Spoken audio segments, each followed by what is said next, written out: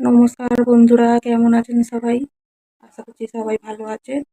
Swapan সম্পার life নতুন একটা ব্লগে আপনাদেরকে স্বাগত জানাই। তো আজকে ব্লগটা একটু অন্যরকম হবে। আজকে আমার ছাদটা পরিষ্কার হবে। ছাদটার কি অবস্থা হয়ে আছে দেখবে চলো। তো তোমাদেরকে দেখাবো। ছাদটা অনেকদিন থেকেই নোংরা হয়ে আছে, পরিষ্কার করা হচ্ছিল না। তো আজকে যে পরিষ্কার করবে তাকে বলে তো আজকে সে এসেছে পরিষ্কার করবে। তো চলো তোমাদেরকে দেখাই ছাদটাকে কি অবস্থায় আছে। তারপর আবার পরিষ্কার যখন হয়ে যাবে তখন আবার দেখাবো কেমন হলো। ঠিক আছে চলো। দাঁড়াও ব্যাক ক্যামেরাটা করে নিই।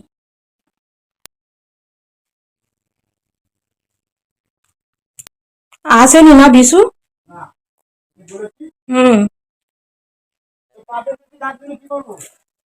ও লাগবে না, সব এ করে দাও। তো চলো তোমাদেরকে ছাদটা একবার দেখিয়ে দিই কি অবস্থা হয়ে আছে। দেখো, দেখতে থাকো। তো দেখো কি অবস্থা, খালি দেখছো? দাঁড়াও দিচ্ছি।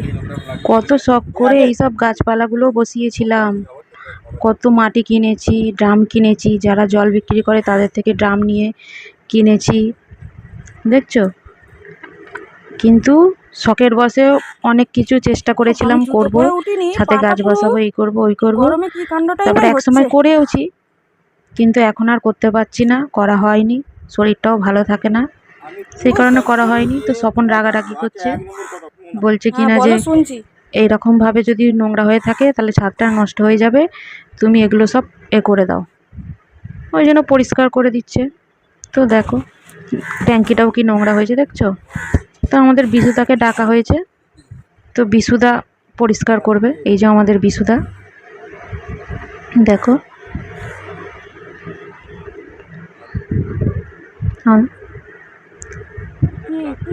আমাদের পাড়াতেই থাকে বিশুদা।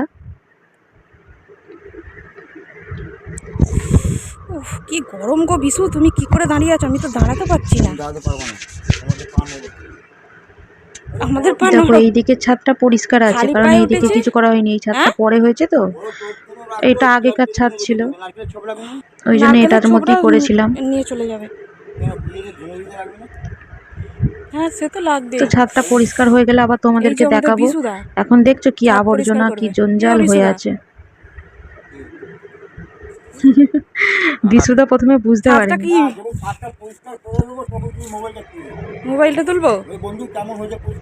হ্যাঁ হ্যাঁ হ্যাঁ।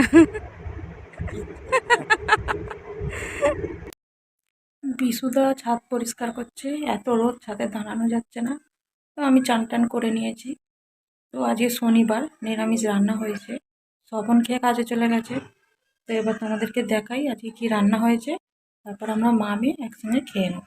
তো দেখো দেখাচ্ছি।